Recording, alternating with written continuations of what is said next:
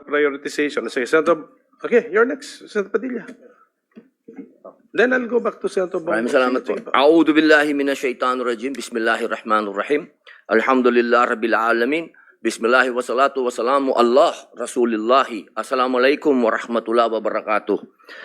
Isa pong pagbati ng kapayapaan sa inyong lahat. Unang-una po sa amin pong tagapangulo, Senate Blue Ribbon Committee, Pinunong Minoria, Aquilino Coco Pimentel III. Magandang umaga po.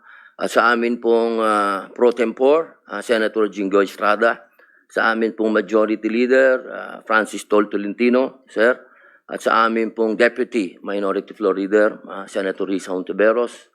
At siyempre po, sa amin pong pinakamatigas na senador, Senator Bato de la Rosa. At sa amin pong malasakit King, Senator Go. At sa lahat po ng mga bisita. At siyempre po sa Iron Man, ang hinahangaan po naming pinakamagaling na Pangulo ng Pilipinas, PRRD, Digong, Mayor, isang magandang umaga po sa inyong lahat. Ako po ay nakikinig sa mga opening statement ng aking mga kasama.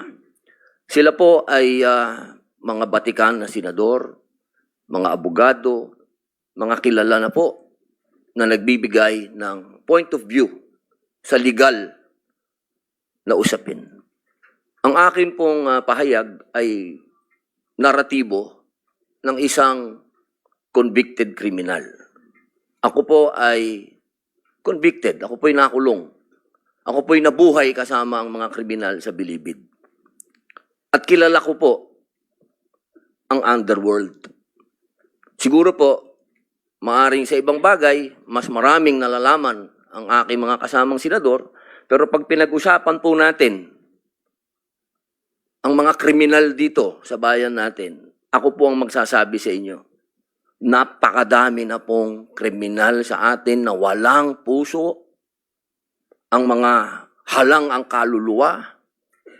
Napag-usapan po natin ang mga biktima ng sinasabing war on drugs, pero hindi po natin napag-usapan ang mga biktima ng mga durugista.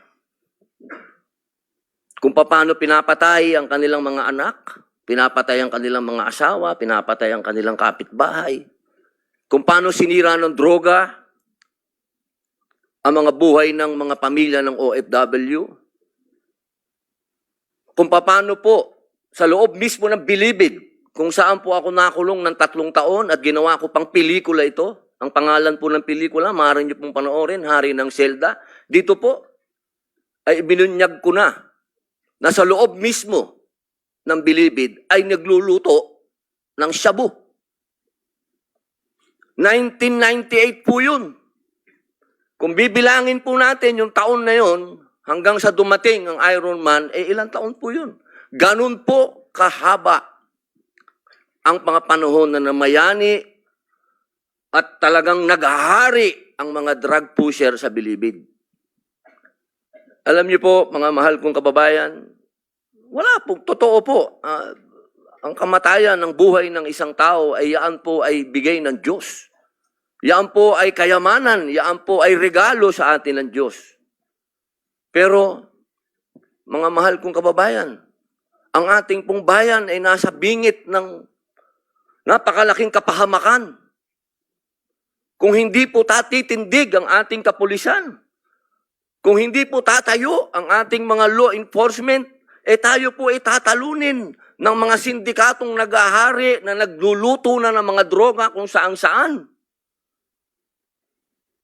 Mga mahal kong kababayan, ang datos po ang magsasabi na nung sa panahon ni Pangulong Rodrigo Roa Duterte, masasabi ko na po na natakot ang mga kriminal.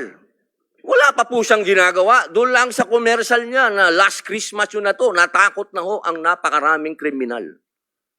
Natakot na ho ang napakaraming durugista, napakaraming pusher ang nag-surrender. Wala pong nangyayari. Sa salita lang po yun. Mga mahal kong kababayan, kung sisisi natin lahat ang mga namatay dito sa administrasyon ni Rodrigo Roa Duterte, abay nagkakamali po tayo.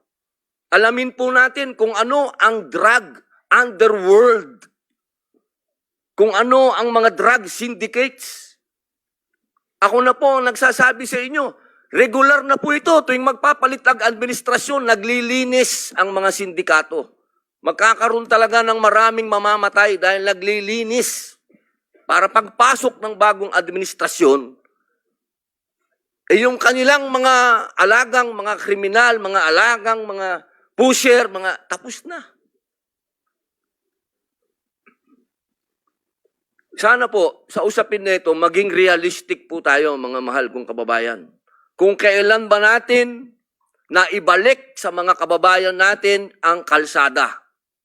Nung panahon na yon, nagiinuman sa tabi, nakahubad.